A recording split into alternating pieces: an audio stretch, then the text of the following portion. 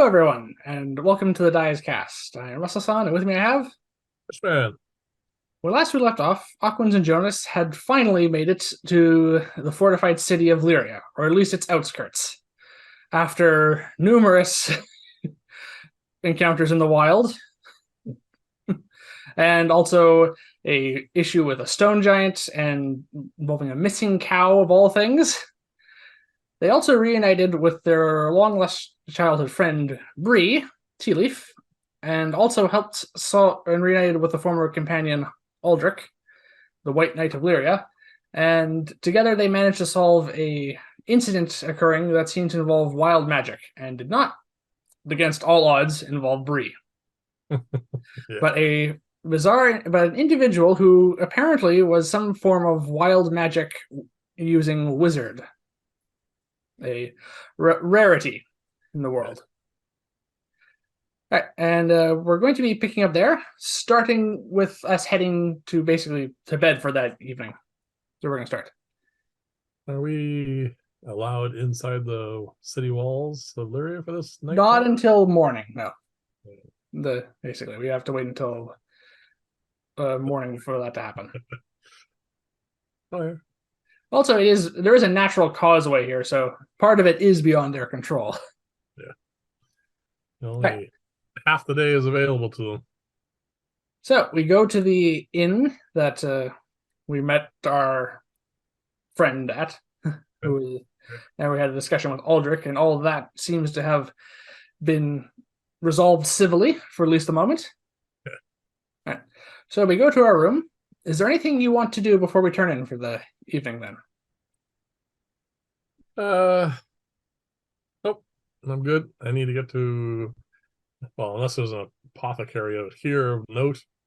Is actually Aldrich still with us? No, he'd have left at this point. All right, never mind. I'll wait till tomorrow because I assume that the higher quality shops and magic and all that sort of stuff will be inside the walls. Yes, you imagine it would. Also, you haven't asked around really, so yeah, so you have no idea at the moment. But the only thing I want to do it here maybe is replenish all our used up food. Right. So I, on the other hand, only have 2 hours left on my Arcane Grimoire. Oh, so you're gonna do that? So yes. You do that, and I'm gonna go and buy some food. What do you want? How many days of rations do you want? Well, it's probably a good idea if we replace the food we have currently. True. I currently have 20 days worth of food of rations left. All right. So what we're gonna do is, I know we kind of treat the bags of holding as stasis places, but Not really. It might slow the process because they're not exposed to anything really. Yeah. It's a pocket dimension, but still. If you stick an organic any organic material in a bag of holding, it will deteriorate eventually. Anyway, it's no big deal to replace it all. So, what is a week's worth of food worth these days in this town? Because I want to buy quite a bit of it, probably. Oh, sorry, rations. Like Yes, rations. So this is travel food. So that is cheaper because it's nowhere near as good, basically, as like actual meat. We're well aware of that. Right. You can basically get a fortnight's worth of food, which is 2 weeks for a gold piece. Rations, basically. So, all right. So I am going to spend a very small amount of money, I guess. I'm also going to give you the amount of gold that for me that you're going to pick up for me while I'm working on this while you're out. Just to simplify things. I don't think this is going to strap me for money. How much are we buying?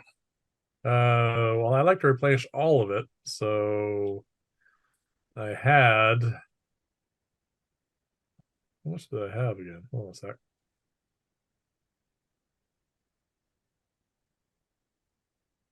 I had 2 months worth of food. So I'd like to get 2 months. 8 weeks worth of food? Yeah. Okay, so we come to so that will come to 4 gold between Oh, for two of us, it'd be 8 gold. For each of us, yes. So I'll take 8 gold off my stuff. Mhm. All right, and well, write down that you have 54 weeks worth of food. Yeah, already did that. Actually, no, 56 days worth of food, right? Yeah, Yeah, 56. 56. Sorry, you're not wrong. All right, so that refreshes our rations for traveling. That we don't want to touch until we have to travel again, because it's been a bunch of that. Okay. Out of curiosity, just roll a d20 and add your intelligence modifier. I just wanted to see how long it took you to find this. It's a minor thing. 23. All right, so basically the amount of time it takes you to walk there and come back, it's been about, we'll say, about 15 minutes. You managed to get this done really quickly. And then I also tack on, saying I'm really smart tonight.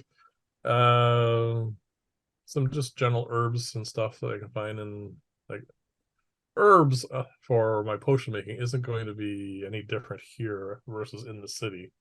Just the common stuff like for healing potions. All And right, we do. how much of that do you want to buy? You can probably find with that roll. A second. You can find. Bear in mind that it's now winter now, so most of the herbs are not being grown out here in the moment. You can find 4 sets of the standard medicinal herbs you use for healing potions if you want. Okay. How much of that do you want to buy all 4 of them? Oh, yeah. All right. We'll call that 20 gold for all 4. And then the other thing is we lost our familiars a few times during this last little while. I would like to replenish those as well. If I can do that in here. If not, I'll wait till tomorrow. That's a spell component. So I'm just gonna do a roll for a second. No, afraid not. You would need someone who actually specializes in arcane materials for that. Okay, then the last possible thing that they might have out here is mandrake root. All right, I'm gonna do another roll based on that 23. Afraid not. No one seems to have had that. Again, a magic shop might be the best place for that. And I'm all done. All right. All right, so we'll say that additional time took you up to about half an hour, that entire search. Yeah. No time at all out of your 2 hours of No. writing. So, all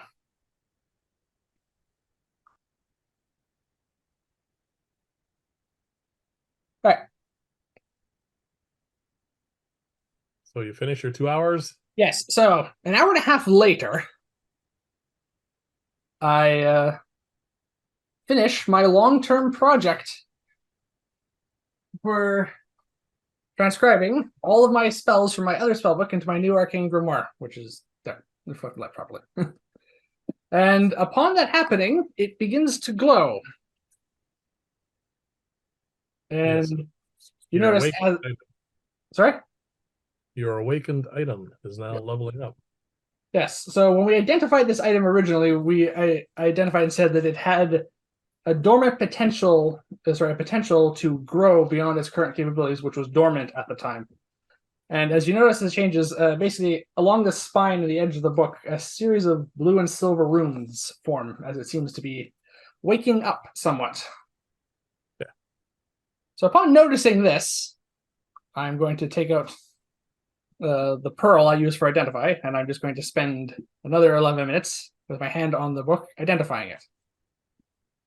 Just, so 11 minutes later, we have the answers. Yep. So the Arcane Grimoire is now entering its wakened state, which is the next stage of its development. Yep. So in addition to everything it had in its dormant state, which we already know, which was the standard Arcane Grimoire abilities, which is +1 to spell attack bonus and spell save DC, +1 to number of spell slots I regained from Arcane Recovery, and the fact it was an Arcane Focus and a spell book. Yep. It also now allows me to increases the number of spells I can prepare a day by 3. By 3. Yep. That's a nice bonus.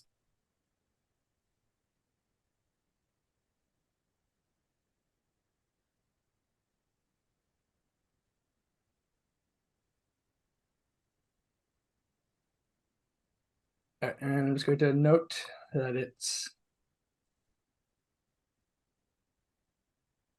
moved on to its next stage. So, with that bonus I can now prepare 15 spells.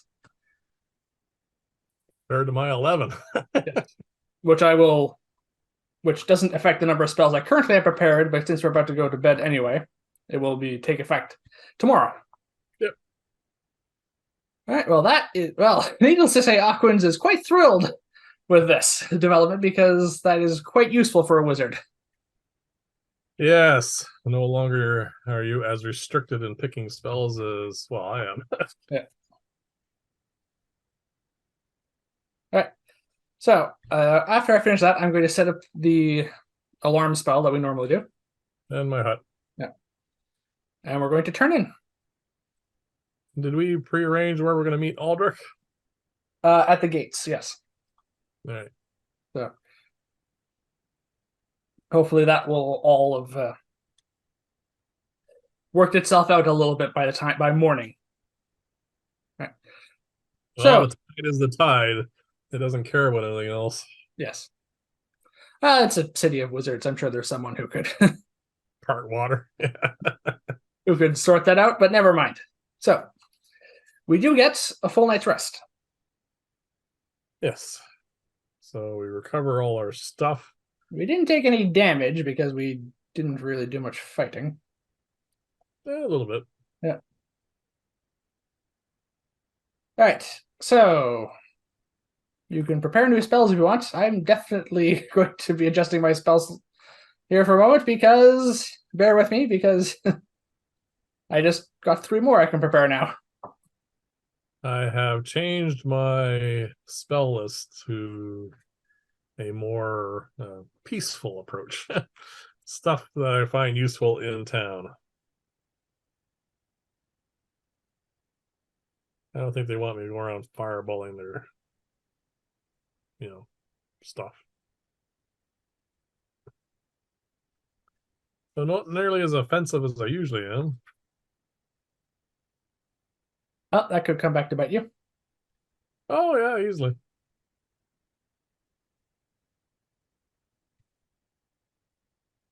And another spell that I am playing around with for other reasons than it's usual as I'm preparing Featherfall now.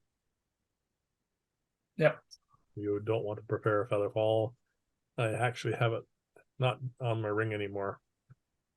The ring now has Unseen Servant, which I had on before I never used, and I took all the others off, put on Polymorph because I had not cast Polymorph. All right, so you have Featherfall prepared now? Featherfall is prepared. All right. I won't bother preparing that then. I was going to do, but I'll leave it off. Well, unless with all your 15 spells, there isn't anything else that you want. I gotta prepare See Invisibility. We're in a city full of magic users, and I've been wanting to have that prepared for a while. All right.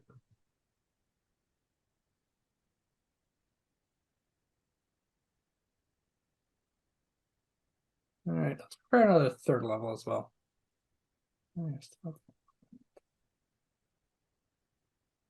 No point in preparing Glyph of Warding.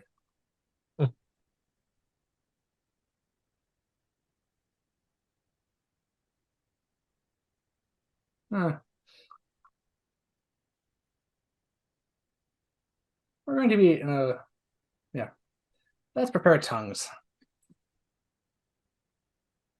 Some stuff you rarely, if ever, prepared. I've had tongues prepared before. Okay, so the new spells I'm adding to my basically the spell list I had before, which is left early unchanged. For those who are curious, are Knock, See Invisibility, and Tongues. Knock, we have that Chime of Opening still. We do. You want to That change? just functions as that spell? Yeah, it's basically just a knock spell. It makes noise though. I mean, technically, so does Knock. No, I don't care what they say in the bloody manual. There's just no way that that thing sounds from 300 feet away. What would be the point? It is. We have basically house rule the fact that it goes against what the spell's intended purpose is. Yes. If you're going to make a sound equivalent to bashing in the door. You almost just bash in the door. Mhm. Actually, I think I'm gonna change one of these spells. I don't really need that. I'll leave knock on there for the moment. It's fine. That chime, if I remember correctly, or tuning fork, I think is what you said it was, has a limited number of uses. And then it's a piece of junk. Not exactly a small amount of limited charges, but just to be safe, we might be in a situation where we don't want to use it, but still need to open a door. And I've been annoyed at the fact I haven't had knock prepared, or at least a scroll of it for quite some time. Yeah.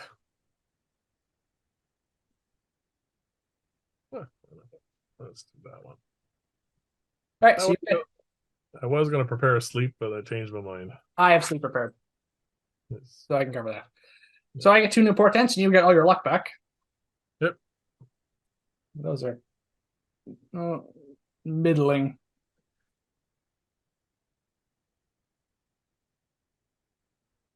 An 11 and a 12. The 12 might come in handy if it's a not too bad of a DC for whatever we're going for. All right. So we meet up with Aldrich. All right, so we go down and have breakfast first, I assume. Oh, yeah. Well, details. Yes. All right, so afterwards, we're going to head back outside. Yep. So we're back in this area of Lyria, which is basically the rural outskirts.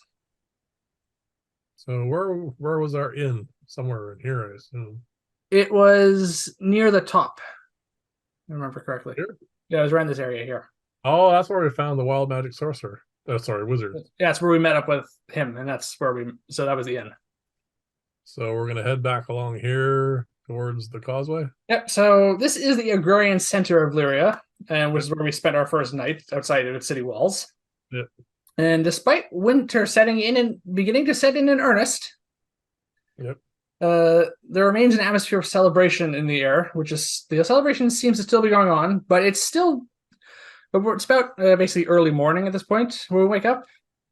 So the festivities, basically people are getting set up for the day's festivities. Oh, come on, people. There'll be people who have partied all night long. Yes, but at the moment there's a bit of a lull, but everyone seems to be getting set up for the day. Yep. All right. It is cool in the air, and there is snow on the ground. It doesn't look like it's at the point of it being permanent yet. Yeah. But but the mornings are chilly that you notice. I noticed, yes. Well, I notice it. I just don't mind it. I don't mind chilly mornings. Better than the heat. Fortunately, with the wild magic incident of the previous day resolved, everything seems to be going. Things seem to be returning normal, and people are back in high spirits as much as you can be early in the morning. Yeah. All right, so we head down our main road towards the causeway. Yep. And unlike so the tide is out, and unlike yesterday, the traffic seems to be relatively steady at this point. All right, well, we gotta make up for lost time now. Yeah, that's a good point. There's only so long that a city that size can, have restricted access. Yes, there's definitely a feeling of relief in the air. Yep. All right. One thing we do notice is we didn't see our friend, for lack of a term, because you didn't give him a name. In our along the way here, so he seems to have made his own way there, possibly. Well, yeah. We do see Aldrich coming to meet us from across the causeway. Because I thought Aldrich was going to take care of that anyway. So yeah, if he has, he's done so without bothering to notify us of it, I guess. No. Not like we care. No. All right, so we meet Aldrich there. You can make a perception check, by the way.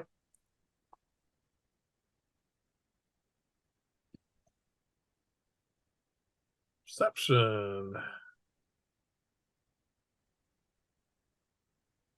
13. All right.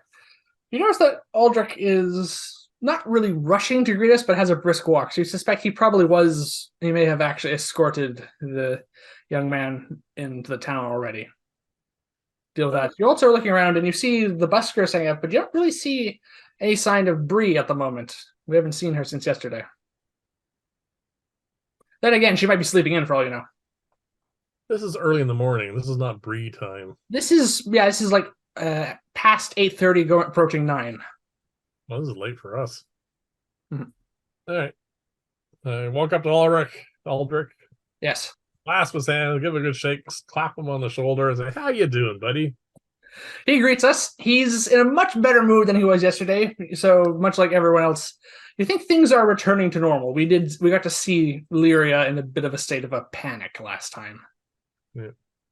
And he greets us. He says, I'm glad to see that business is all over. He says, I also have seen our young friend into the city proper, and he's going through the proper channels now for enrollment into the into our magic academy for the moment. Says that is a long process, admittedly, but at the very least, he's not expected to have any more issues. Let's say more Well, than any other student. the squeaky wheel sometimes does get the grease. Says so much. Much happened yesterday that I didn't have time to inquire exactly what brought the two of you here to our fair city. Well, By the way, as we're having this conversation, we're basically off to the side on the causeway as people are going back and forth. But well, mostly you. yeah, the causeway, for those who are wondering, is basically a bridge and it's about 15 feet across. Like, wide. More. Not like across the water, but like widthwise. More. More? More. Need enough room for two wagons to go past each other. Okay. Like what, 20 feet? That'd be kind of a minimum, yeah. Yeah. We'll say 25 feet then, because I was thinking I was upping it a little bit. So basically, the main 20 feet of that in the middle is for traffic. We're basically on the sides. There's basically almost like a sidewalk for all intents and purposes. Yeah. Or just like a part by the bridge where you can look down into the water, or just stand aside to have a conversation, which is where we're standing. Yep. Say to Aldrich, before we get too involved in everything else in this, I would love to have another game of chess with you at some point, if your duties allow. It is, yes, if I'm not too busy at the moment. We are currently the White Knights are currently a little stretched at the moment. So, though you did help alleviate a little bit of that by taking care of a local matter. Yeah. Well, we also plan on making use of the library and some supplies, all kinds of stuff that we want to do. Well, if you're just looking to buy supplies, that won't be any issue. But the inner ring of the city is as access to that is limited. Unfortunately, it's a security precaution.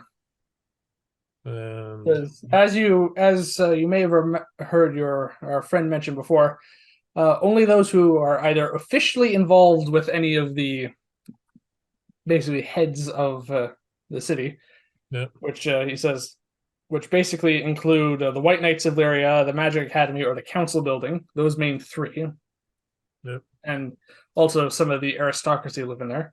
Those who have official reasons to be there are allowed in. Otherwise, access is limited to those who have proven their worth. And the main way to do it is there's an adventurers guild here in Lyria, and there is a guild crest system which is set up.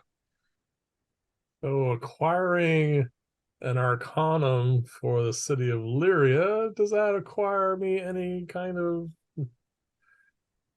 crests? I say us. We're correcting you there. Did I say me? Yes. My bad. Yeah, I think he had something to do with it too.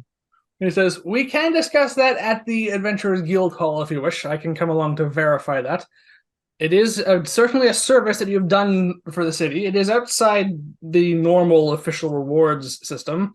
So I don't see you asking for a guild crest for each of you, fragment for each of you to get you started. Would not be out of the question. I suspect they would view that as a reasonable request, especially considering how the actual value of an arcanum, particularly in this city, is almost priceless. Yeah, I might mention that to them once or twice. However, he says, actually promising that is outside my power. That's fine. Put my arm around his shoulders. Hey, let's go in and have a chat, shall we? If you want, we can start there. Yeah, why not? All right. So we enter the city proper. So we're entering the first ring, not the inner ring. Yeah, I can zoom in a little bit if you like. Yeah. All right. So, like you Yeah, said, I know they're not actually rings, but they're referred to as that. yeah, The first wall there is the outer wall, and we're entering the city proper. The inner ring there, the inner wall is where the inner ring is referring to. yeah. So access to that seems to be limited at the moment. All right, so as we enter the city proper, which has the main residential and mercantile section of the city, and Yep. there's all manner of people you can imagine going by here. We've already seen a family of stone giants out in the rural section, so needless to say, despite the fact that Lyria is largely human dominant, admittedly, like the original city founders were humans, it's a very cosmopolitan area, similar to Vern's Run, except scaled up, basically.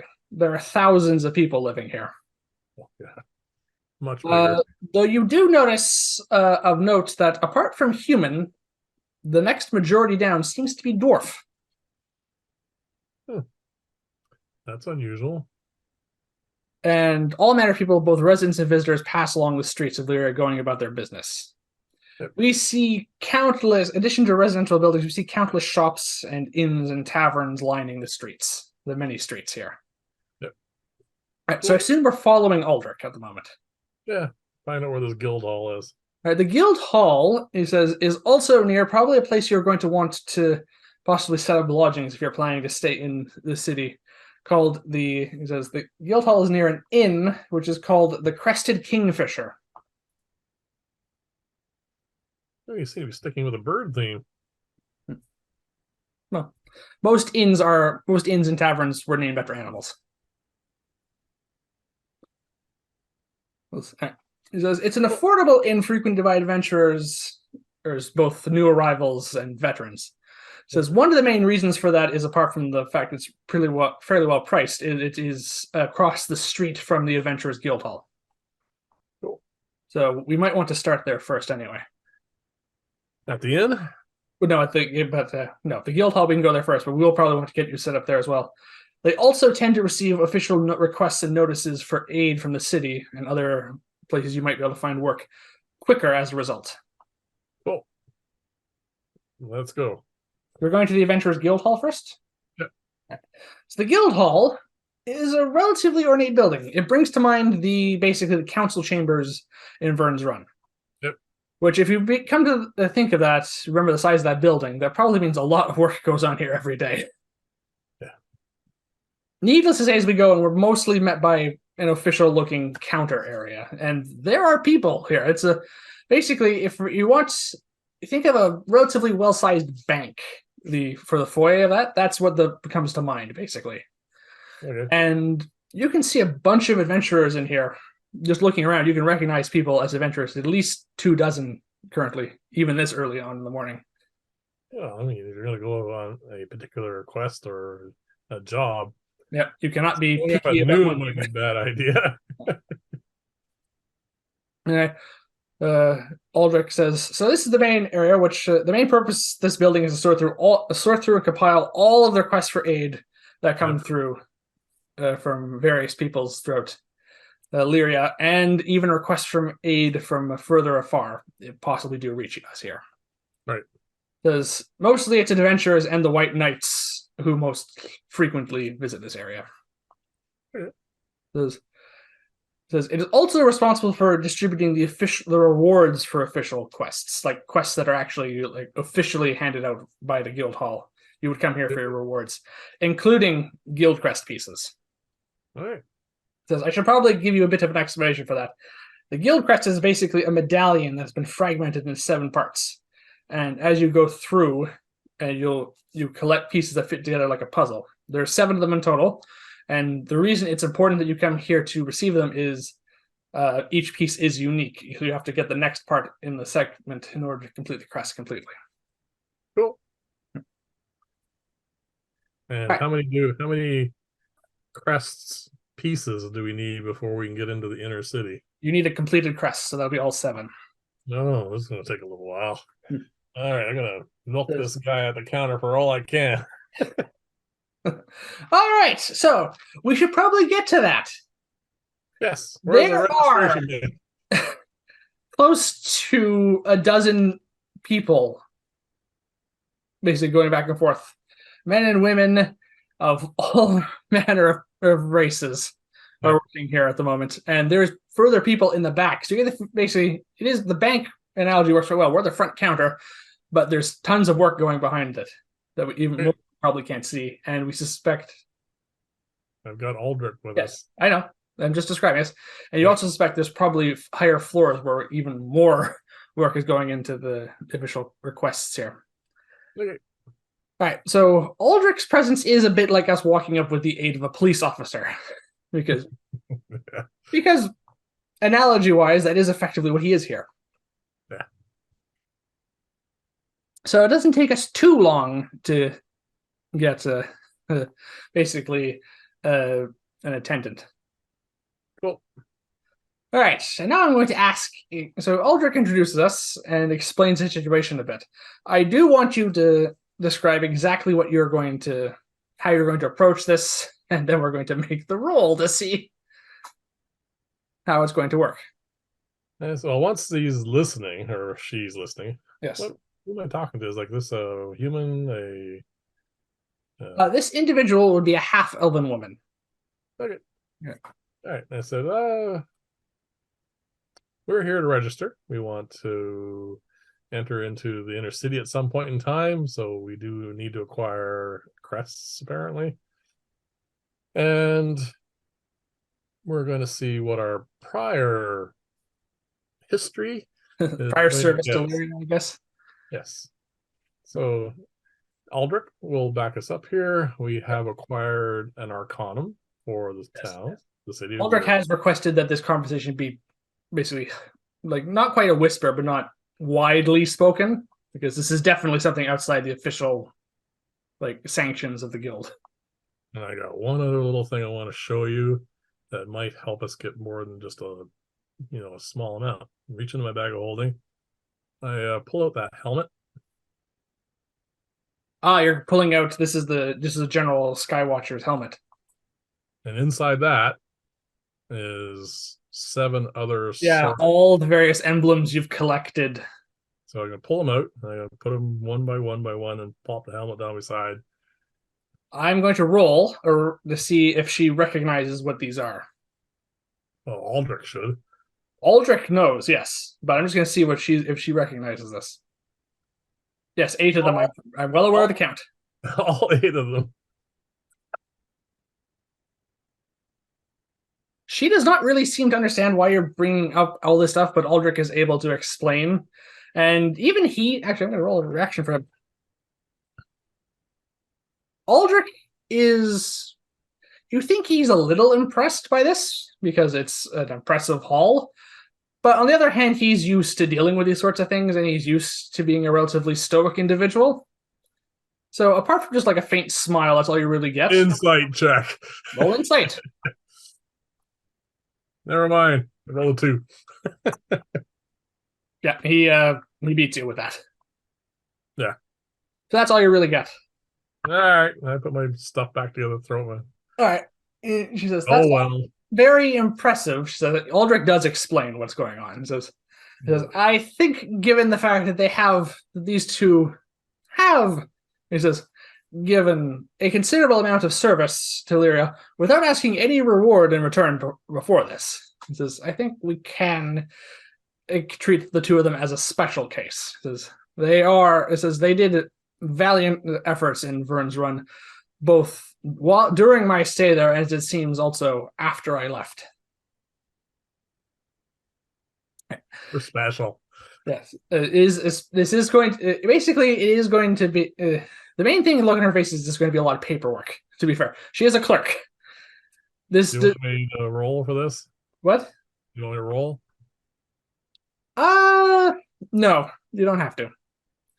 You've given enough evidence, and you have the backing of literally an officer in Lyria's law enforcement and army. Yeah, but I want to roll because I might screw it up real bad. If you want, you can roll. but it's not. But it's not going to make any difference at this point. I want it anyway. You can, just in case anyone was curious. Right down the middle. 10. Yeah, I mean, this is clearly a special case, and the one thing that you notice is it's not quick. Oh, God. Bureaucracy. Okay. It I only will. takes an hour. Oh, and how many times I banged my head against the desk during that hour? I rolled a d3. That's how many hours it was going to possibly take, and I rolled a 2, which halves to 1. Even if for positive things, bureaucracy does not move quickly. I am well aware in our current world. Yes. Well, even in fantasy worlds like Taiga, bureaucracy still tends to drag its feet. The good news is, after that hour is up and all the official documents are done, we are each given basically on a silver thread a basically routes to a basically almost a circular, basically almost like a pie-shaped segment of a crest. Yep. It, Can I have mine on a chain, please? Silver yeah, like thread. it's like a silver chain basically. It's like a thread. It's just like a chain. So it's like kind of threaded. Yeah. It's not like a big chain like links, but it's kind of like what the usual like chain and necklace would come on. All right. Okay. And it is made out of silver and gold, and it looks like the back section of it basically is full, and the front half looks like something else would fit into it. Okay.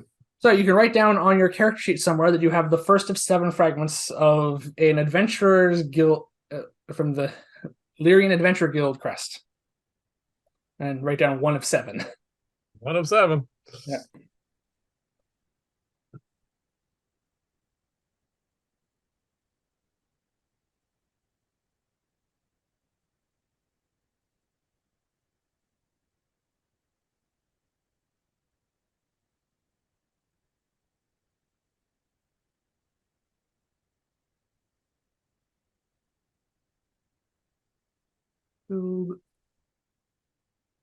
Yes. However, your attempt to talk them possibly into giving you more than one, that clearly wasn't going on. This is already a pretty special case. And you get this feeling this Well, is they're also probably the implication here is that we don't go around bragging about this, is the other agreement. Basically, this is like as with every business, which this is, yeah, exceptions to the rule exist, but they don't want everyone knowing about them. that's okay. Yeah. I'm not doing this for bragging rights. I just wanted to shorten the length of time it takes to get into the library. Well, we've managed to do that by 1/7. Yeah. All right. So far we've already had a very productive morning as far as the guild hall is concerned. Yeah. Mhm. All right. Thank Aldrich for his time. Yes, he points us On- in the direction of the Crested Kingfisher, which is basically just across the street. Yep. And the other thing I want you, I also wanted to point out where we acquire the official crest related jobs. Yes. Well, the best bet for that will be the Crested Kingfisher. They have an official notice board where official notices and unofficial notices, which are also requests for aid, are given. Right. Usually, only the official ones have guild crests associated with it, but like, but even unofficial, because those are usually the most dire need ones that are basically given. They're like of great importance. Unofficial ones are generally, though, can still be worthy causes, aren't necessarily in the same league as they're considered. There's a sorting procedure. Right. Yeah, Okay. you can find both of them there, and because it's so close, it usually receives notices the quickest of all the various taverns and inns in town where adventurers. Okay. I shake his hand, clap him again on the shoulder, and say thank you very much. And well, you know where to find us. Yep. I would really like you to get that game of chess in at some point in time. And I guess we've monopolized enough of your time. Yes, he's going to head off. All right. Let's go get a room. So it's basically about 10 in the morning by now. Yep. So we head to the crested kingfisher, which I think is the next image. And if you want to move along. Yes, it is.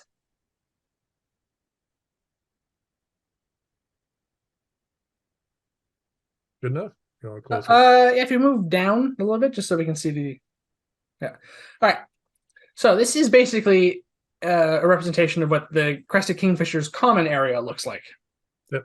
So we're entering from the south of this image. And there's a Mhm. door. Basically, I didn't do all the doors and walls and stuff, but this is what the common area looks like. Yep. All right, and the as we enter the inn, there are people here, lots of them, and it's possibly going to be difficult to find a seat because of just how many how busy it is in here at the moment because there's a festival on, and much Yep. like the guild hall, looking around, you think most of the people here who are sitting here are adventurers like us, and also the staff. Okay. So as we look around, the inn seems to be run by a middle-aged, matronly dwarven woman, Mhm. and is handled by an able staff of probably about somewhere between 2 and 3 dozen people. Wow. So this is a Oh, one point of importance. I don't have my crest out. all right. My Yeah, bag of it's holding. basically you wear it under clothes if you want because it has. Nah, I gotta throw my bag of holding. All right, you have it in your bag of holding. It's one of those things that can garner unwanted Attention. attention. All right. So as we look around, there is indeed a notice board, of which there is. Well, hold on a second before we get to that. Yeah. Let's see if we can even get a room in this place. All right, so we go up to, I assume, the counter here, Yep. and we're going to speak to the dwarven woman who introduces herself as Cathra Frostbeard, Cool. who, despite the name, does not have a beard, but it's but dwarf, but dwarven. So that tends to surnames in dwarven culture tend to have. Well, actually, sorry, clan names in dwarven culture tend to occasionally have references to beards, Yeah. even for women. Not a problem. All right. And he says, "All right." He says, "It looks like we have more guests." He says, "And what can I do for you two?" I'm hoping you have room for more guests. He says, "Well," he says, "rooms, yes, room at some of our tables. You might need to wait a little bit for that." He says, "But we can get you sorted for rooms." He says, "Provided you two don't mind." And he says, "Unless you two are planning on not sharing, that might cause some problems. We have a few rooms left." He says, No, one room's fine. "Yeah." Right. So basically, the rates for a room here in this inn is probably you remember Aldrich saying it was affordable, but it is still going to basically be for all intents and purposes half a gold piece or 6 silver a night for a room. Well, it's no platinum dragon in this, at least. No. Half a gold per night. So 7 gold would get us settled for 2 weeks if you want to do it in advance or something like that.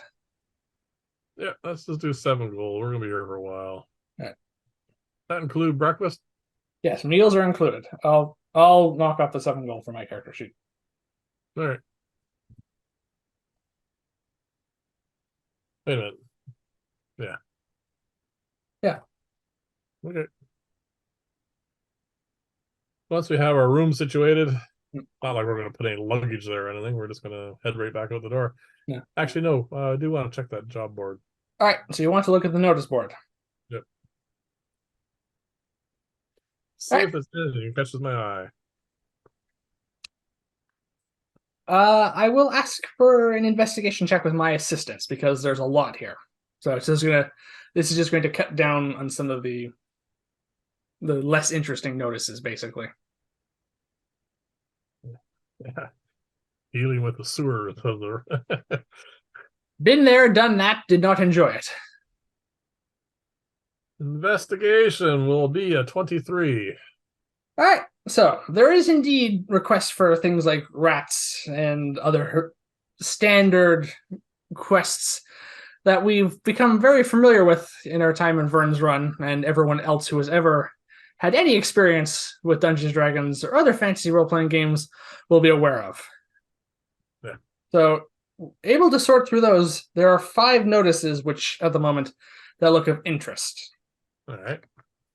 All right, the first one is titled The Guild Crest Tournament. Based on our current, our recent discoveries of things, that really catches our eye. And the decree, it's an official notice, and the decree reads, let it be known to all of an adventurous profession that the annual Guild Crest Tournament will be held, it says, at the end of the Harvest Festival. Glory and fortune await the victorious. And then below that decree, there are the actual official details, which describe the actual tournament itself. The tournament consists of 3 rounds. Each round pits a team of adventurers against 1 or more monsters. There are the same number of monsters each round as there are teams. So basically, however many adventurers enter, teams or groups of adventurers enter, that's how many monsters there are per round. Right. To maintain the interest of the public area, each round is given a theme, but the theme will not be disclosed until the actual tournament begins. Right.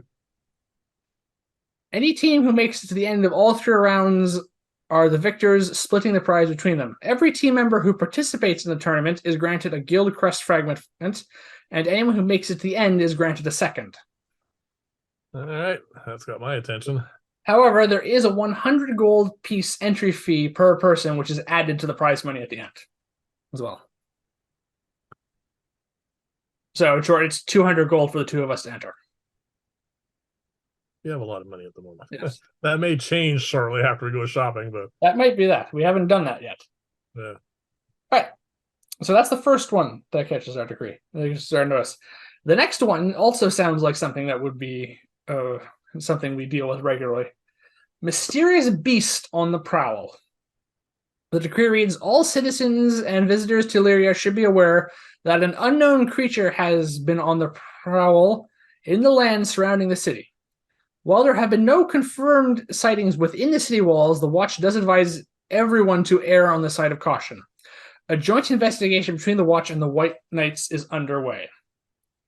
And the details say a reward is promised to anyone coming forward with information on the creature or news of sightings. The reporting of false leads is heavily discouraged. What's the reward for bagging this thing? There isn't one actually like an actual value, but there's one promised. So that sounds like it might be negotiable with the guild hall. No crests involved there. There's no mention of it in this one, though. Right. Next. The next one does not look like an official notice, request for aid, and it's very scarce on details. Urgent, the acquisition of arcane artifacts. The notice reads, a local occultist, Mistress Kalen, wishes to discuss a job involving the acquisition of certain artifacts of an arcane nature. Interested parties should inquire at her shop on Margaret Street. Absolute discretion is required. And there are no other details provided beyond that. Well, that sounds shady. All she really needed was a wagon with a trunk. We'll do business. Or flip open a cloak and say, want to buy any of these? God. All right.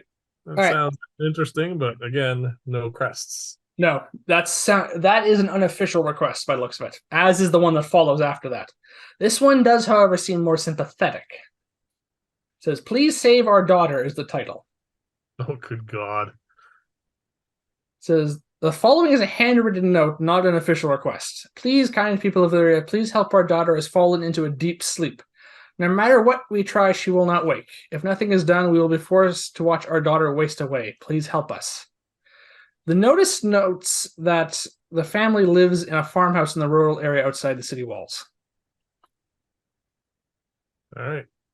This is definitely a handwritten scrawling note and is definitely not an official request. All right. So there is no mention of guild crests, but then again, there probably wouldn't be in this one. Doesn't matter. All right, the fifth and final notice comes up is Investigate the Legion of the Iron Fist, which does look like an official decree. The Council of Lyria wishes for someone to investigate the rumors of a growing army which refers to it themselves as the Legion of the Iron Fist. This band of mercenaries and monsters, while still small at the moment, could one day grow to be a threat to the people of Lyria. They are a potential threat we cannot afford to ignore. The Council is interested in the following details: estimated numbers, identity of leader or leaders, magical capabilities, if any, weaponry, base or brackets braces of operations. Says a certain degree of secrecy is required in this task. No link back to the Council of Lyria or its people is permitted. All right. And those are the 5 requests that stand out to you. Well, top of my list, we gotta go save the family's daughter. That's top of your list at the moment? Well, yeah. They don't sound like they can afford any of this. That's what this note says to me. Please help us. We are probably farmers. Who knows? Mm-hmm. So anyway, yes, Okay. I'd like to do that.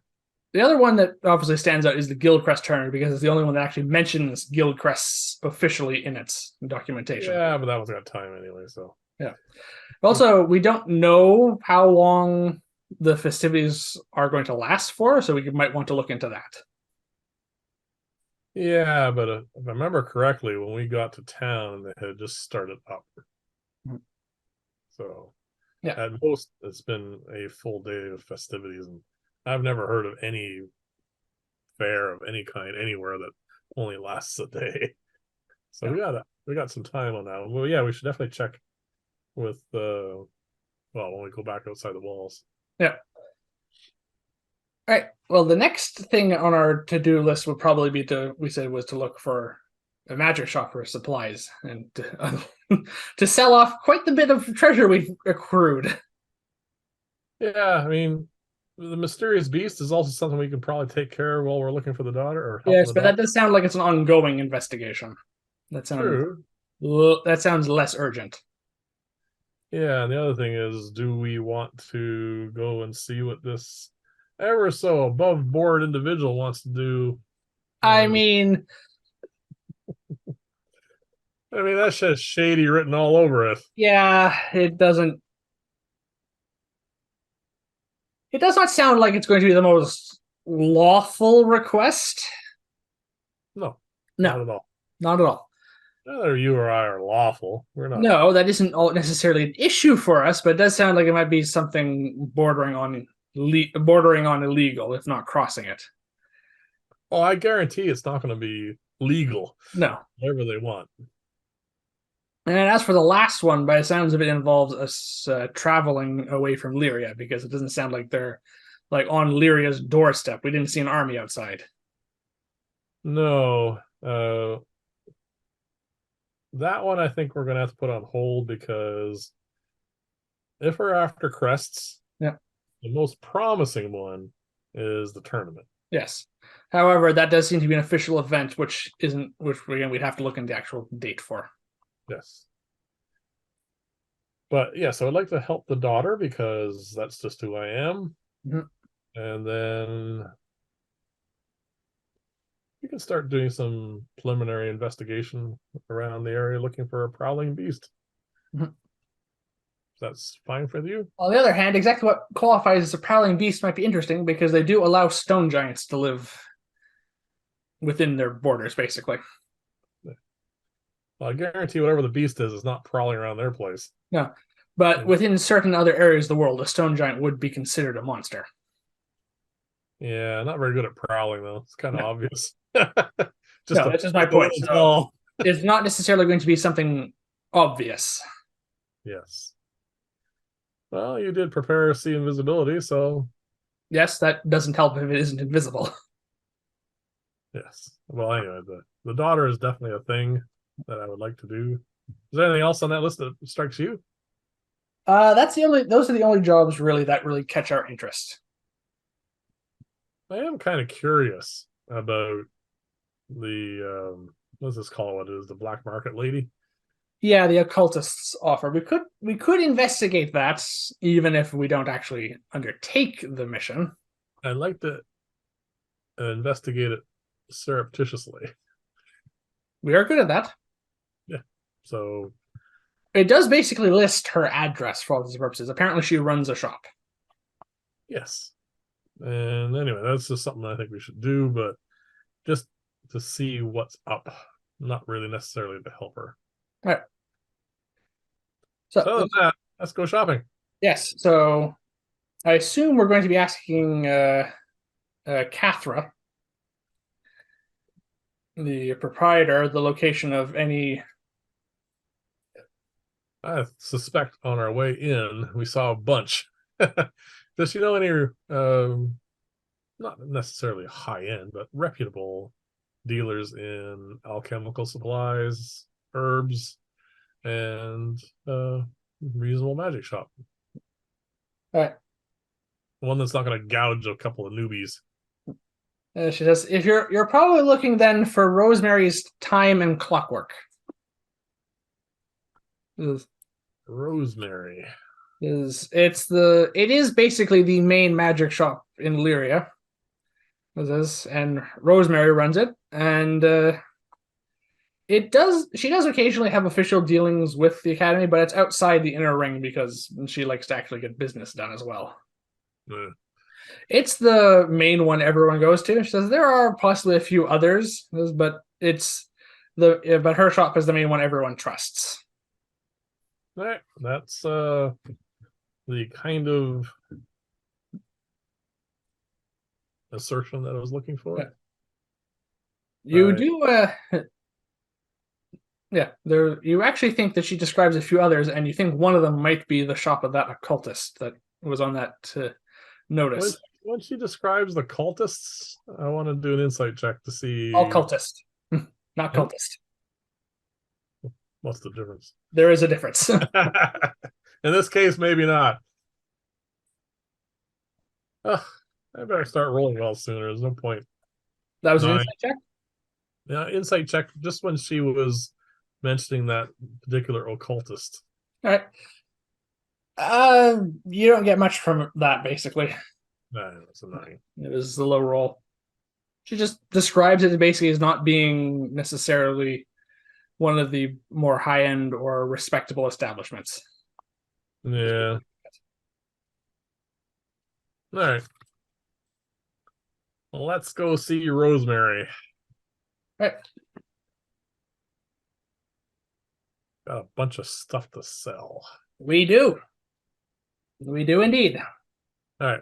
One other question I want to ask Aquans before we do this, as we're walking along All right. quietly, ask him, how much of our obviously experience do we want anyone to know about? We're going to be cautious in our sales. Are we just going to plop down, what is it?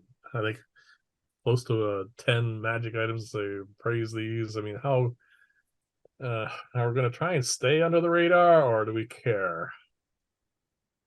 Well, on the one hand, if we're going to be selling the stuff that we're not going to be hanging on to, which is mostly magic items, Yep. well, we're going to need to be honest with the merchant. No, honest with her is fine. Yes. I just mean, how are we going to wait until it's not as busy in there? Or do we just go in and sell stuff and not worry about it? We tried that in Vern's Run. It did not work out. No. And it probably won't work out here either. No, it's probably going to be even harder here because I imagine the city has even more uh, eyes and ears within it. All right, let's just go and Yeah. get it over with then. I think we should be cautious, but I don't think it's worth going out of our way to be secretive. No, not from her, just from the general population. Right. All right, let's go. So we approached the Rosemary's Time and Clockwork, which is time as in the herb, so it's clearly a pun. Well, it's also her name is an herb. Yes. when were we using just my find familiar components when we were doing all that? Or Sorry? did you have any of your own? We've just been pooling them so far. So yeah, it's the whatever find familiar components you have. That's what we have currently. Okay. And how much is that, out of curiosity? We're down to one. We're down to one. Yeah, we blew up a few familiars. Yes, we have lost a few of them since we left Vern's Run. Yeah. So I think Maybe it's we time want to give them a break at the moment. to unlikely they're getting blown up here. Oh, yeah, I've heard that before. Yeah. Yeah, we've heard that before, and then our familiars get stepped on. Well, mine's gonna be on my shoulder, I think, through this, because I think it's just a good idea to show that we are who we are. I think I'm just going to let mine rest in the Fey realm for the moment. All right. Well, my owl's gonna keep an eye out. Got a good rubberneck, so she can look around, keep an eye on stuff for us. Well, the shop that we approach is brightly colored and does indeed have a theme of herbs and clockwork into its design. Some of which the parts of clockwork actually are moving. Oh, cool. In fact, as we approach, it's something that's a bit of a novelty in our world, in our campaign, but it's something people are probably familiar with, is the doors actually open on their own. Automatic doors. Not they open inward, not Yeah. like you would expect in Not the Star modern Trek. world, but they're still automatically open. Yeah. And Cool. you can move ahead to the next image, I'm pretty sure. All right.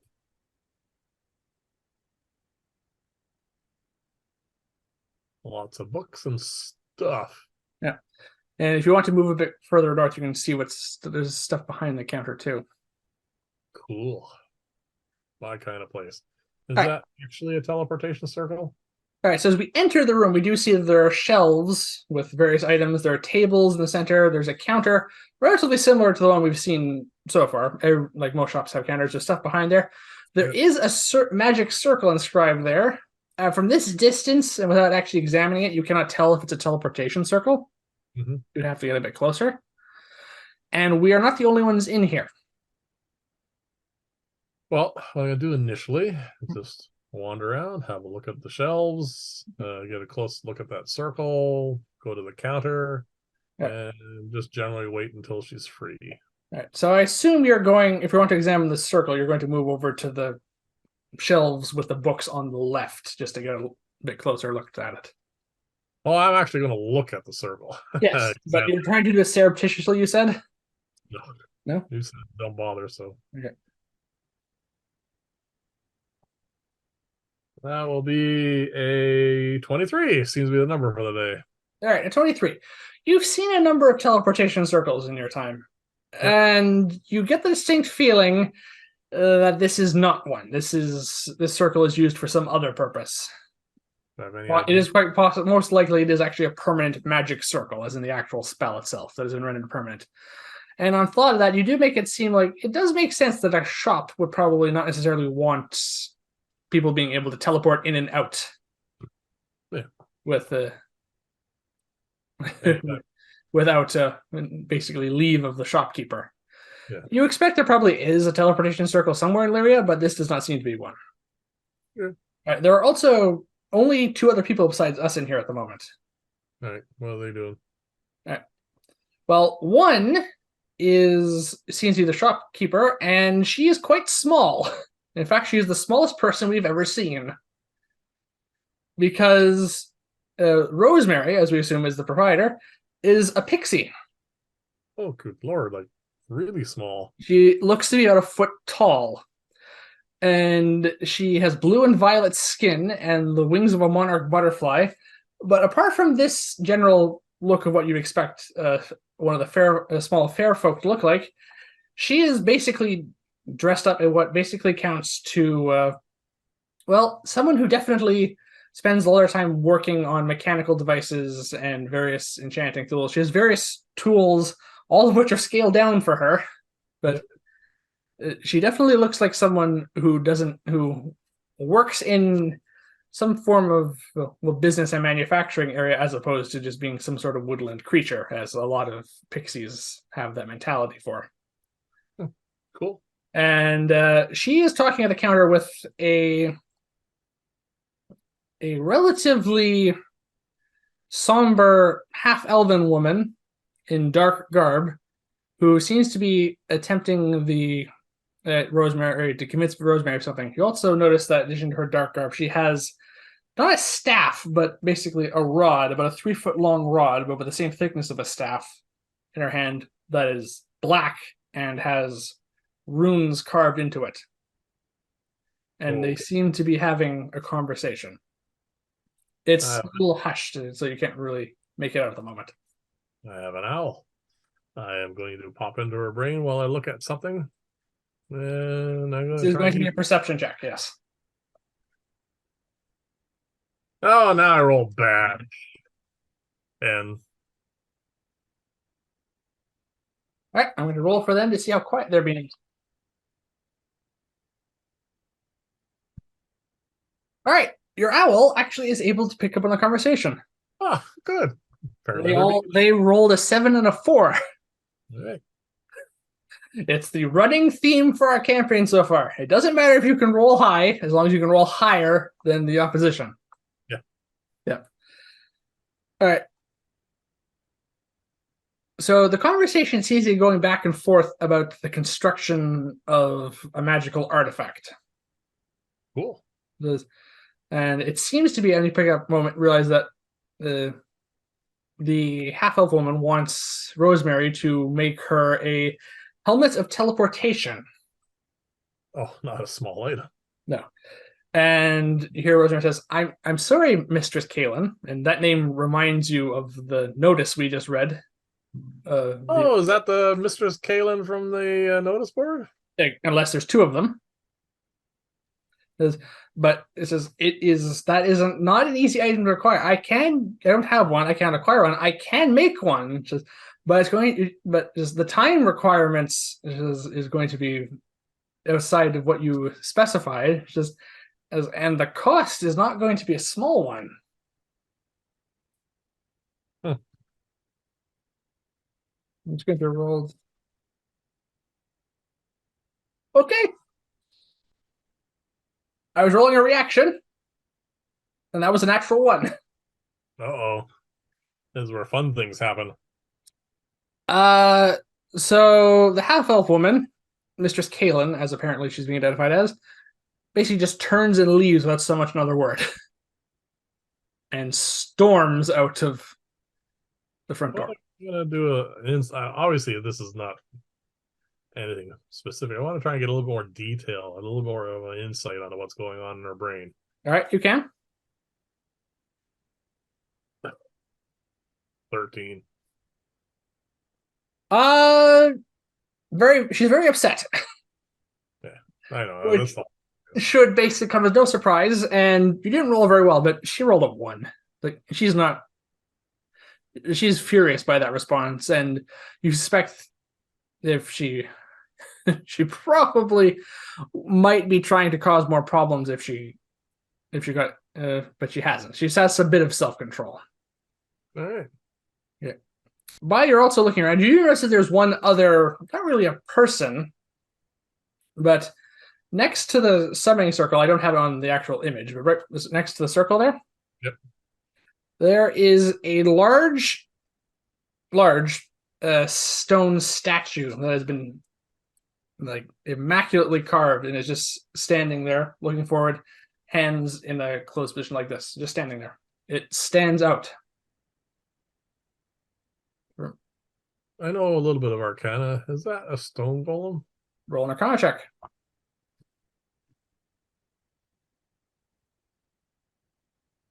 What is it? 23s when I do Arcana checks? That's the 3rd one, I think. Yeah, or 4th. Yeah, 23. All right. You're fairly certain that this is that based on the looks of it and the fact there's not real dust, which an actual statue would probably accumulate. Mm-hmm. that this is probably some form of construct, and you suspect, based on the size and dimensions and the carving, you think stone golem's pretty close. Cool. Which, come to think of it, you realize, given the fact that Rosemary is a foot tall, probably comes in handy. Yeah. All right. All right. Let's go up to the counter. So now we go up to the counter, now that we are the only ones in here currently. Yep. Hello, Rosemary, I assume? Yes, this is new guests, new faces. I don't remember either of you. No, and we're more pleasant than whatever that lady was. You see her eyes go wide as she looks over at me and starts flying up to examine the ion stone that is orbiting my head. I keep forgetting you got that thing. Yeah, it's the gift that keeps on giving. Yeah. Yeah, well, she rolled a total of 20, so she recognizes it and says, it's very rare to see one of these. She says, I think someone on she says, on the Academy Council has an Ironstone. She looks at this one and says, this is she says, this is one of the ones that uh, increases your fortitude. She says, I think the one that they have is different. Just, You're very astute. not many come through with treasures like that. Because Well, I assume you're not willing to part with this.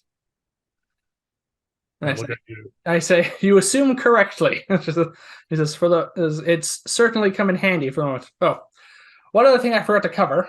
When we woke up this morning, I just remember now, as we're about to probably do a bunch of selling, when I dressed and got ready to dress, I actually put on the Elven Chain shirt, which I'm actually wearing underneath my robes that we picked up from a long time ago in Vern's Run. And I went back and forth whether I wanted to equip it, and I finally decided it was probably a good idea going forward. So technically, my armor class is 16 with that on. There you go. I said, well, that's not for sale, but we do have a bunch of other stuff we would like to try and sell to you. And then, of course, stuff we would like to buy. Yes. Looking around, you can see the fact that clearly she has no short supply of her things to sell. Cool. All right. So to simplify things, we pooled and all the magic items that we want to sell.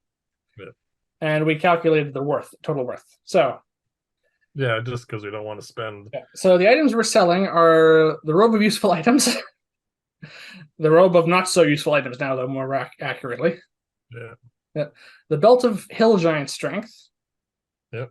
Therian's spellbook, the robe of eyes, the pearl of power, the +1 hand axe, and the +1 hand axe of returning. We got off that dead ranger. Yep. The periapt of wound closure, the necklace of adaptation, and my former bracers of defense, and the Far Realm shard, which we've been carrying since we killed Vapula. We're hanging on to the Ring of the Ram, right? For the moment, we're hanging on to the Ring of the Ram. Yes, we decided on that. Okay. It's still unattuned, but it's in my bag of holding for the time being. So we calculated the price of all that, and it comes to 4,700 gold pieces. Plus our not insubstantial amount of gold and gems that we're carrying. Yes. However, you might be able to tack on some of those if you want to try to. Some can be used as spell components, but that's just for the actual magic items. No, that's fine. Right. That being said, so now we have that plus our actual gold value. She has a lot of things on hand as well. So rather than just hand all those over and add the gold to our character sheets, there are things we're probably going to want to buy first. Well, yeah. Okay. First off, on the top of the list is, well, I mean, we need find familiar components because we're down to 1. And I need a bunch of herbs and stuff for potion making because I'm out of an awful lot of that. All right. So in terms of spells and spell components, the first thing she sells spell scrolls of all spells. She can get them all in hand, 1st through 5th level, without any issue. Because she has a deal with the research academy.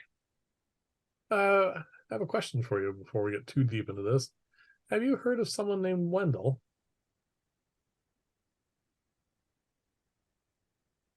She does not seem to have heard that name. Oh, I thought maybe this is the place that he got his scrolls of third level and up from. He says, the, he may have gone directly through the academy. Many people do, because it's one of the ways they raise funds as well. Just curious. This is a friend of ours. Yeah. So Okay. the standard price for spell scrolls of first through fifth level is obviously 100 gold pieces times the spell's level. Yeah. So that does keep some of the higher up level spells out of the general public's hands. She also sells all manner of spell components, but the cost varies for those. And she also sells for ink and parchment for spell transcribing. Yeah. So we want to start there. A lot of demand for that. Yes, this is a research academy. There's a town with a research academy full of wizards. Yeah, exactly. All right. All right. Please, let's start a list of what I need. Yes. Uh, So you want to start with find familiar spell components. You said. Yep. Right. I would like to pick up 4 sets. All right, so that's 40 gold.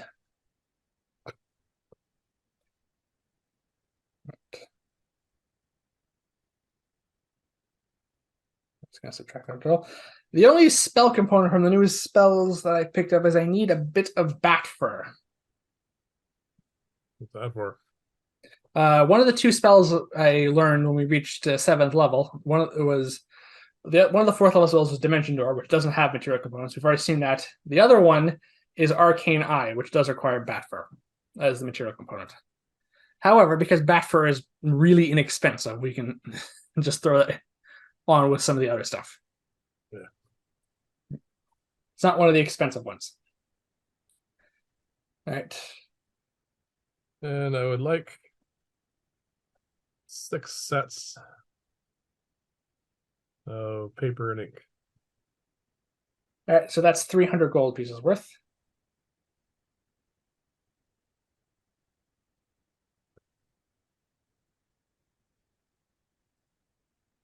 All right. I am going to want to replenish my supply of diamond dust and incense, which costs us 200 gold per. So I'm going to buy just 2 of those for the Glyph of Warding, because now we both know that spell. Right.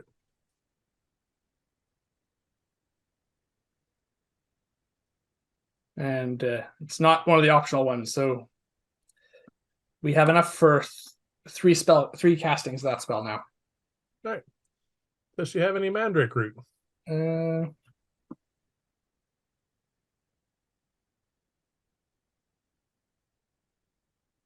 He goes into the back to look for a moment. Okay. Well, while you're back there, do you have any of the? And I described the mushrooms for the heroism. I can't. All right, she comes back with 2 relatively small to medium-sized mandrake roots. Just we don't have any of those mushrooms already, but I did find these in the back. They should still be good for what your purposes are.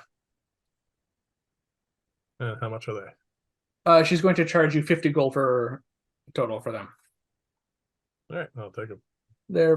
She says, you might want to use them relatively soon. She says, I honestly don't know how long I've had them in stock. I will do an art. I'll examine them. Yes. 14. This would be nature, by the way. Oh, Which you don't have, so it would just be add your intelligence. 10.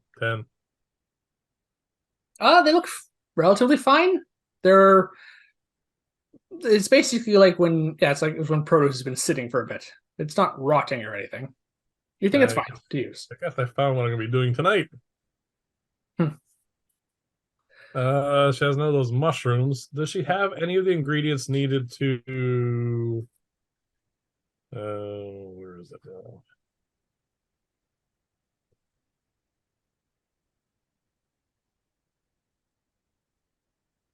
The ingredients for the salve I have, the one that So that's the ointment. yes, I'm trying to find what it's called here.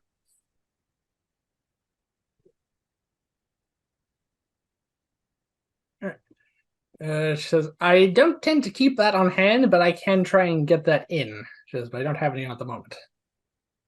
Okay. And then I mentioned to her the ingredients for the recipe for the sleeping draft.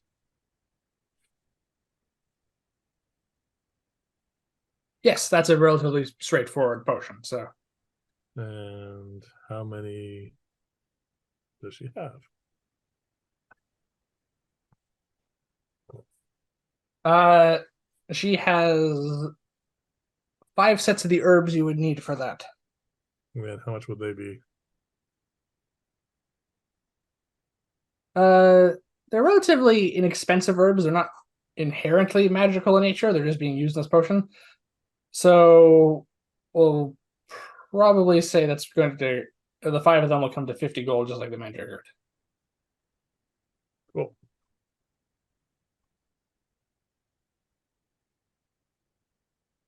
All right. All right. I need 1 second for while we're on the topic of ink and paper, I require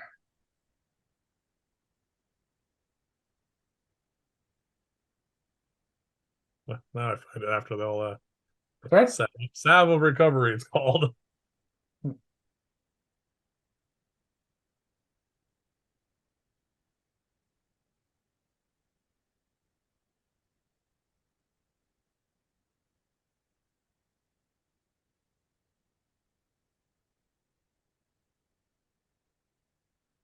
All right. So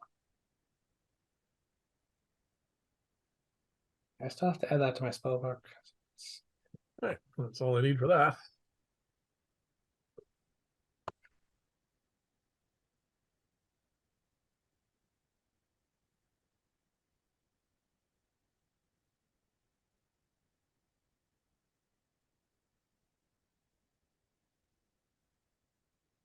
So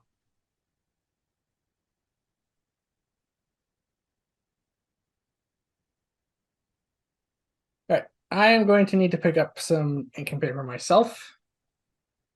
I have a banishment scroll for transcribing, and I'm also, now that I'm done copying down all the spells from my spell book, I'm probably going to want to add Dispel Magic from yours to mine. Right. And I might want to pick up a scroll as well. So 200. Fourth also will be another 200 on top of that because that is divination.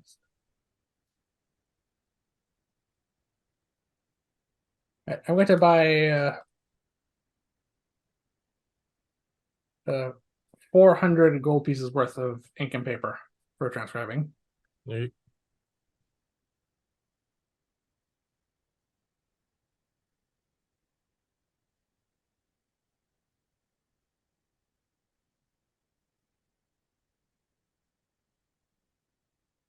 All right. Let's see what else. And I am going to purchase a 4th level spell scroll. What do you want?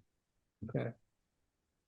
Yeah, that's standard. All right, I'm going to pick up a scroll of Ice Storm to add to my spell book Ah, because I tend to not do as well over long range as you do, apart from with magic missile. So I'm hoping this spell will change that. 300 feet range. Yeah. All right. So with that, we're down to 3,060 gold pieces worth of stuff that we were trading in. Is So that including my stuff as well? yes. All right. All right. So do we want to move on to some of the other things? Yeah, some magic items she has. All right. Well, as you can tell behind there, in the up here in the corner here, she has a lot of potion vials for sale, and has a number of potions. All right. All right.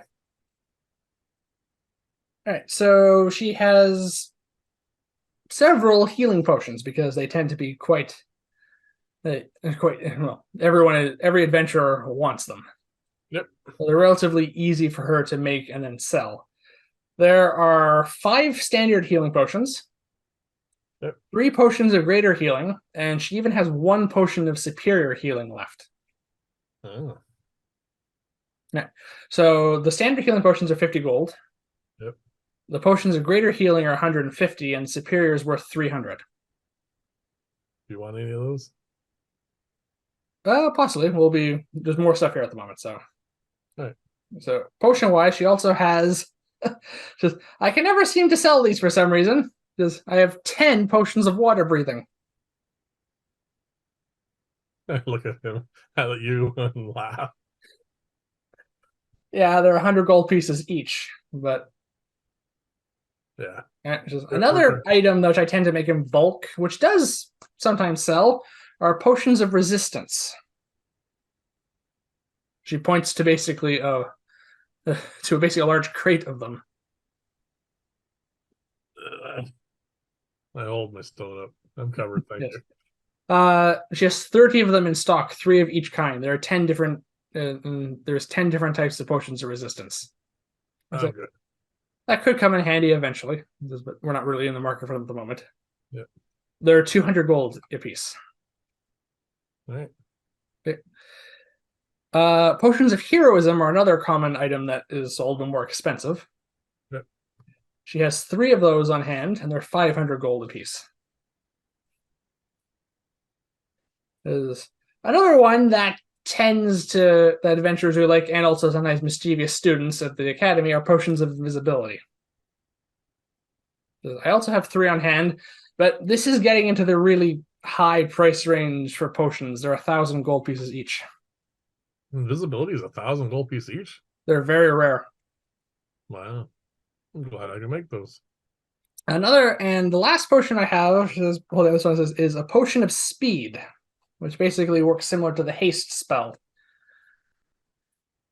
This is my most expensive potion at the moment, and it's 1,500 gold pieces.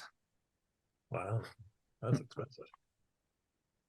So, do any of the potions sound of interest? Nope. I have a potion of extra healing. I have the salve. I have a potion of heroism. Well, I say we should probably at least take a look at the healing potions. We're running low. Yeah, go ahead. At least I am. I have 2 regular potions of healing, and I only have 1 greater. How are you doing? Well, I have the salve of recovery, which is Yes. basically a greater healing potion. So I have 3 of those. Unfortunately, she doesn't have any ingredients for it, which is kind of You said she unfortunate. might be able to get some in, but not now. But I still have from way back on the plateau. I still have that powder, which apparently can be used for that. So Yes, it can be used to cure poison and disease, or it can be used to make an elixir of health. You found out. It doesn't heal on its own. It just cures not hit points anyway. so yeah, I'm actually fine. I'm gonna make some potions. Obviously, I got those 2 So actually, how are you? possibly past the expiry date mandrake roots. So how are you doing for actual potions though? Actual potions, I have 1 greater. That's it. Yep, but I plan on making 2 more.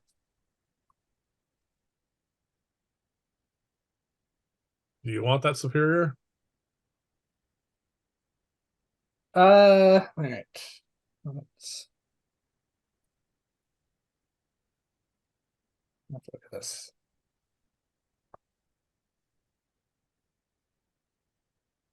So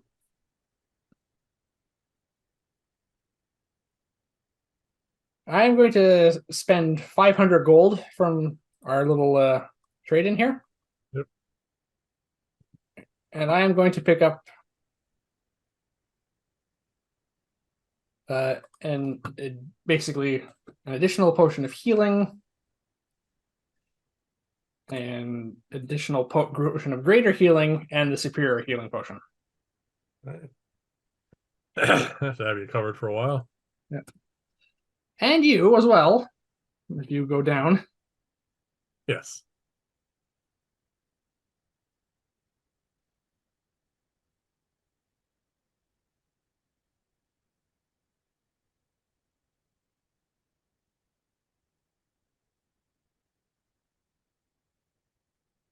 All right, so that knocks those.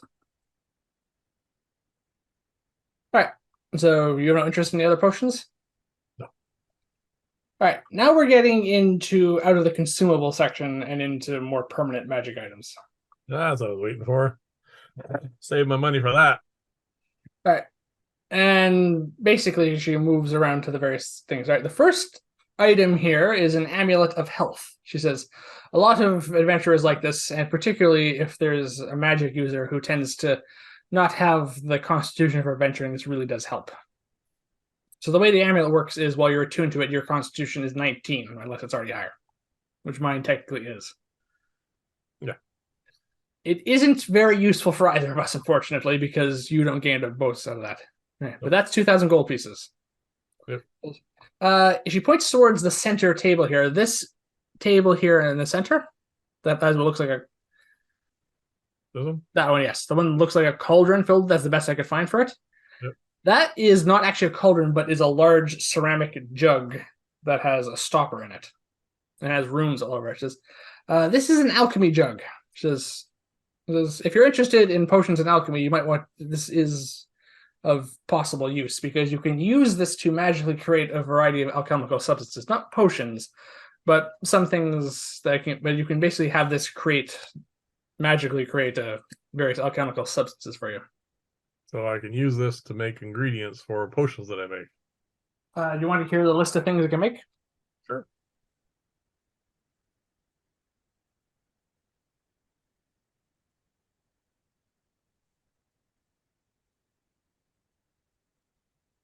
Alchemy jug.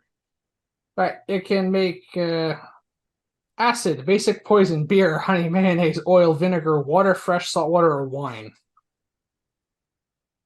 Nope.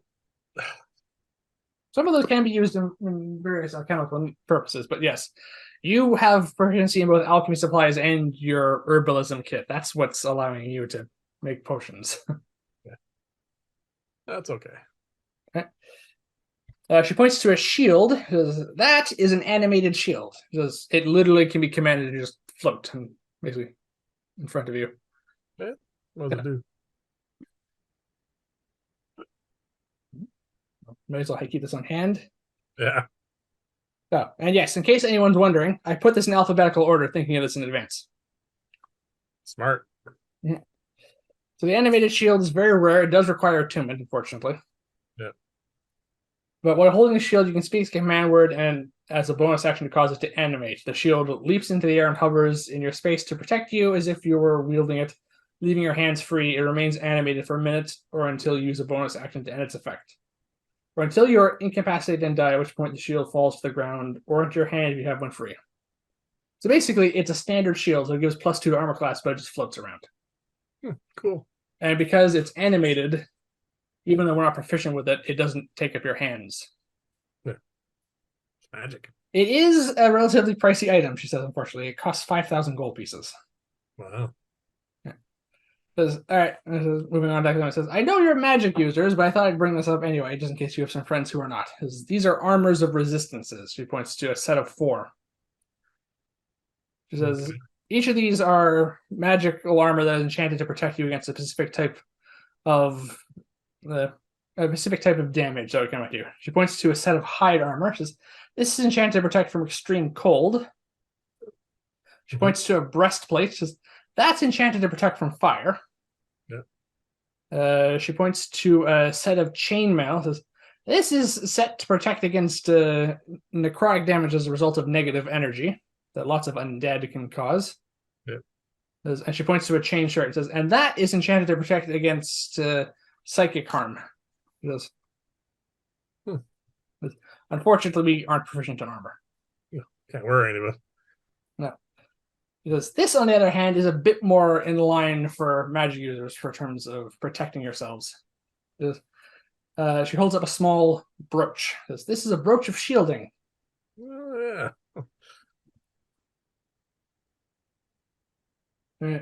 It says, while wearing this brooch, which does require attunement, unfortunately, you are resistant to force damage, and you're completely protected from the magic missile spell.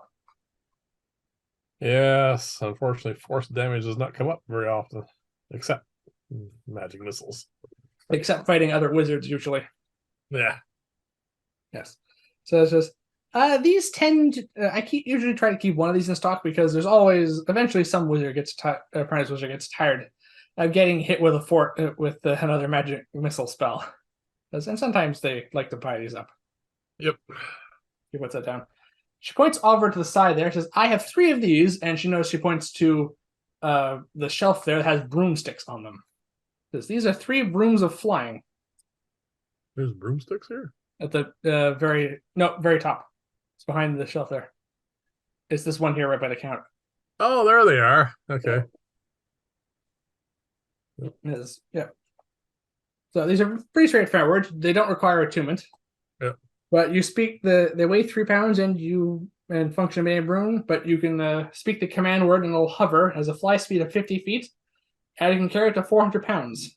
But if it's carrying more than 200 pounds, the speed decreases to 30 feet. Right. And you can actually have it travel alone if you really want, but it can only go a mile if you do that.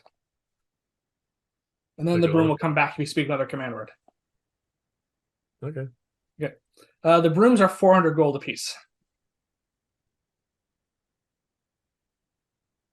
Okay. She holds up a blue and silver cloak, which has runes carved on it. It says, "This is a relatively popular item among magic users as well because it adds to because it protects them as well. This is a cloak of protection. So in turn wise, this requires attunement as well, but it functions the exact same way as your rings do. You currently have. Oh. You gain a +1 bonus to armor class and saving throws while wearing this cloak. All right. I already have rings, so yeah. But it tends to go. The next item she points to a sword. We can't use, but this is a dragon slaying longsword. It's a relative. Is admittedly not the most popular, the most easily accessible item. Yeah. But everyone, I think most adventurers dream of facing down dragons someday, and this might give the edge. It is, however, a relatively expensive item because even if it is specialized, I'm afraid the price is still 5,000 gold. And we can't use it, so it doesn't really matter. She points to a center table here. There's actually another one of the center tables with these spheres on. There's actually 5 here, but I only put 4 on because when I tried to put 5 on, it didn't look as good. They're crystal spheres. She says, these are relatively standard adventure guidance. These are drift globes. Says, which can be. For those who are wondering why he's laughing, in our previous campaign, he used a drift globe to seriously hamper, or basically dismantle one of my boss fights against a vampire. Yeah. However, it was before we realized that a drift globe technically doesn't affect vampires because it doesn't create sunlight. No. At the time, we thought it did. At the time, we thought it did. It was before we truly understood the limitations of the magic item. Yeah. So there's the context for that in-joke and why he was laughing. Now that we understand that it doesn't work that way, I'm retracting my moratorium on them.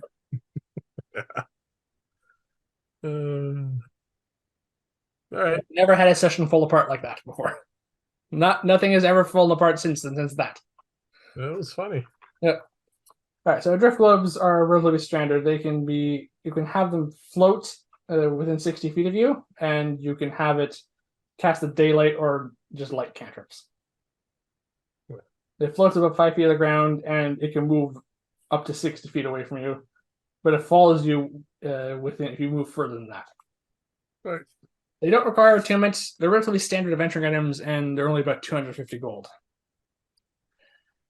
Here is a bit of armor you actually can use. She points to, and we recognize a familiar-looking shirt or chain shirt of silver metal with elvish writing on it because I'm wearing one. Decided to wear after all this time. Yeah. Well, there is another elven chain shirt, elvish chain shirt. She says this is relatively standard, and wizards and magic users quite like it because it doesn't interfere with their spell casting capabilities. Yep. It is 1,500 gold. Not cheap. Yep, but it's there if you want to consider looking at it. I mean, it does stack with my current protection stuff, so yes, basically it counts as armor. So unless you're the rings of protection aren't an unarmored defense. The bracers, on the other hand, would be. Yeah. The next thing on the list here is she pulls up a pair of what looks like glasses with crystal lenses on them. These are eyes of minute seeing. They while wearing these, you can see much better than normal up to a range of 1 foot, giving you advantage on investigation checks that rely on sight while searching in an area or studying object within that range. These do not require attunement, and the price is only 150 gold pieces because they're relatively easy to make.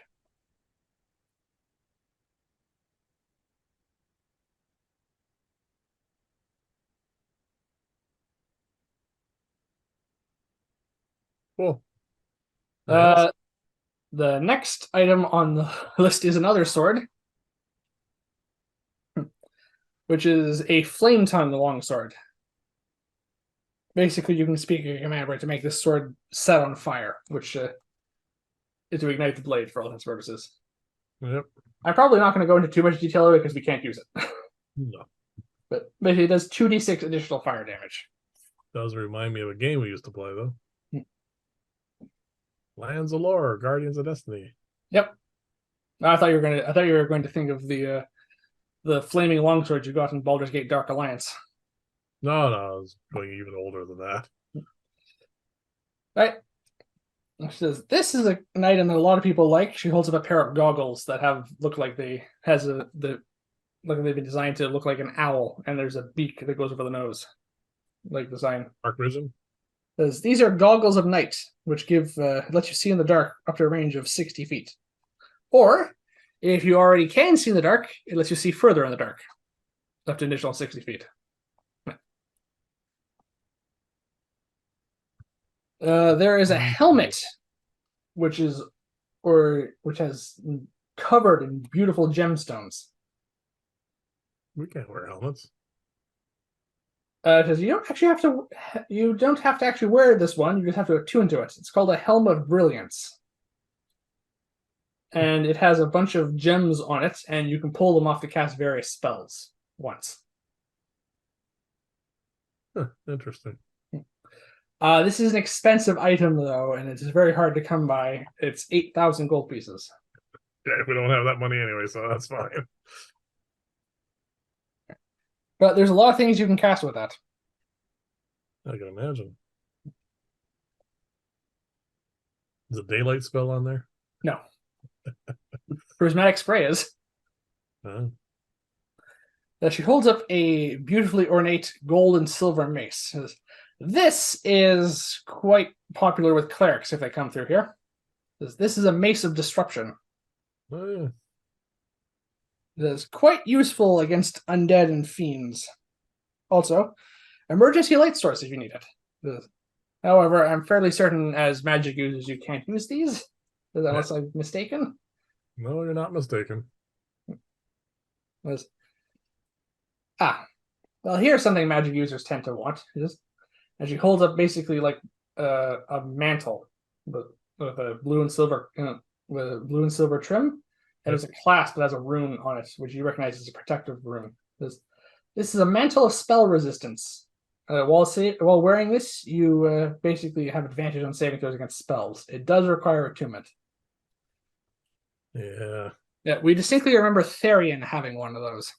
Yeah, whatever happened to that one anyway? I think we sold it. What's that worth? The mantle is worth 3,000 gold pieces. This is something we have to keep out of the hands of apprentice wizards because otherwise they might get a little too ahead of themselves in their studies. She holds out a necklace which has 9 dangling red beads off of it. necklace of fireballs. This is a necklace of fireballs. And you'll remember when as a side note, remember when I asked you to roll a d6 when I was putting this shop together and you rolled a 6? The number of beads this has is 1d6 plus 3, and he rolled a 6, everyone. So there are 9 beads on there, each of which can cast fireball. Wow. You can hurl multiple beads or even the whole necklace as an action. Okay. Because this is worth 900 gold pieces. He says it's something we have to keep out of the hands of apprentice wizards, though. Because otherwise they're just going to throw fireballs around all the time. Yeah, I do that all the time anyway. He says, next we have some standard, some enchanted adventuring gear. Because these are ropes of climbing. She points to 3. That reminds me, we need to buy a couple of ropes. This might be a good time to do it. So there are 3 bundles of basically of rope here, and is 60 foot long. Silk rope weighs about 3 pounds. It can hold up to 3,000 pounds. Yep. If you hold more than one end of the rope, you can use an action to speak the command word, and the rope will animate. And as a bonus action, you can command it to the end to move toward a destination of choice. That end moves 10 feet on your turn. No, sorry. As a bonus action, just use that end. Moves 10 feet on your turn when you first command, and 10 feet each your turns until it reaches the destination, up to its maximum length of 60 feet. You can tell the rope to fasten itself securely to an object or unfasten itself if you knot it or knot itself, and the coil itself or to coil itself for carrying. Yep. Yep. It does have an armor class, and it does have hit points. And if it drops to 0 hit points, it's destroyed. But it has an armor class of 20. All right. And 20 hit points. It also will heal by 1 hit point for every 5 minutes if it has at least any remaining. Okay. What's that worth? They're 100 gold pieces because they're relatively easy to make, but they're quite useful despite that. Yeah, we go through rope. Yeah, this might be one worth picking up then. Yeah. Just nearing the end of our list here. She holds up, or she points to what looks like the hilt of a long sword, but there's no blade. Uh-oh. Lightsaber? This is another rather interesting magic sword I have. This is referred to as a sunblade. It is basically a lightsaber. All right. Except it looks like an actual sword hilt. Okay. Yeah. So by default it's a long sword like the other 2. The other 2 I made long swords. This one's that by default. Can't use it. You cannot use it now, but it is basically a magic sword that's quite good for anyone who can. Yep. Just next we have an item that I haven't been able to sell yet, but I tend to go through magic rings and wands quite quickly. So this is the only wand I currently have in stock. Yep. Filled up, and it's a black wand at the end of which has basically a purple gem that is held by together. The silver clasp looks like a spider. This is a wand of web. Because unlike most wands, this does actually require attunement. Ugh. There's 7 charges of a hold. You can use an action to cast the web spell up to spells as own spell save DC. And apart from that, it works quite similar to most wands. As 7 charges regains them. And the rest. What's that worth? 300 gold. For standard adventurers, I carry all manner of standard enchanted weapons, which just points to various along the shelves. Yeah, there's a whole pile there. Yeah. These are just standard +1 magic weapons of every type. Yep. And they're 250 gold pieces. So you can pick up like a +1 dagger or a +1 quarterstaff if you want to.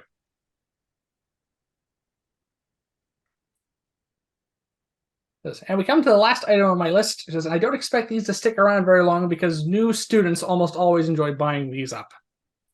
And she pulls out a pair of boots, on the end of which are a pair of wings. Boots of flying? These are winged boots. Yes. And they do require attunement, unfortunately. Yeah. But while you wear them, you can have a flying speed equal to your walking speed, and the boots can fly up to 4 hours a day. And you can use that. You can break that up if you want, but you have a total of 4 hours worth of fly. How long does the broom fly for again? Uh, it doesn't. It doesn't say. 1 second. They're not interested in the boots. Well, when does a broom of flying is 400, I suppose. It is twice that. It doesn't require attunement. Yeah, that's the problem. It requires attunement. Yeah, it doesn't have a duration, but it's still a broom. So I guess that's the difference. You can wear the boots and just walk around with them. None to. Yeah, but I can sweep things with the broom. Yeah. All right. She says, well, that's everything I have in stock at the moment. Yep. How much money do we have left to spend? We have 2,560 gold pieces left that we're trading in before we even get into what we have left carrying on our person. All right. I would like to pick up a broom of flying. The glasses of minute seeing. I wouldn't mind a pair of those. All right. And I have to have the necklace of fireballs. All right. Then we should pick up at least one rope of climbing. All right. Where put? Eyes of my seeing. There it is.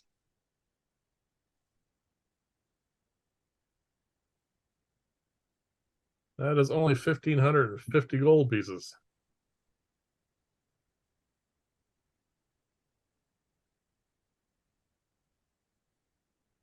Do Was we there just anything want one else? of the ropes, or do we both want to buy one? I was like, how much do we have? You say again? We have 1,110 left at this point. I mean, we might as well use up as much as possible. So we'll go down to 1,010.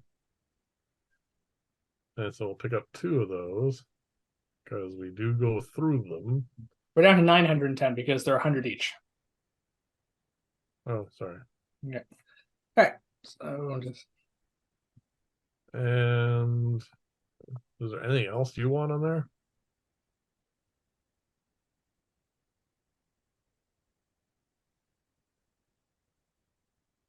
If not, I suggest we get the rest in paper and ink, I guess.